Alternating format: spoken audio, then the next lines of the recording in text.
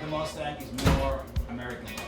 Right, it's also a different color. All right, guys, you've been doing this. More American. You've been doing this a long time. Have you figured this out yet? We're trying. This is tough. It's tough, isn't it? So no conclusion yet. No conclusion. Well, that's what I figured because it is hard to decide. So I'll tell you what we're gonna do. We're gonna do this quickly. You're gonna write it down so there's not influenced by anybody. So you get a McGuire's pen. You get a McGuire's pen. Automotive Associates for you and you. Okay. Now write it down on a piece of paper, and we're gonna do pick your car, and on the count of 3, we're gonna slam it on the table, and that's how we'll make our decision. All right, cool. There you go. There you go. I got the paper. Cool. What? Oh, you already have Yeah, don't look, no cheating.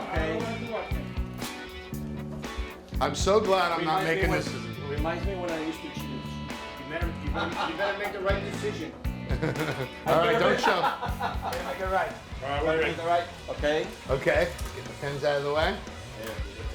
Make that right. Okay, when I count to 3, put it in the palm of your hand and slam it down on the table. Okay? Okay. 1, 2, 3.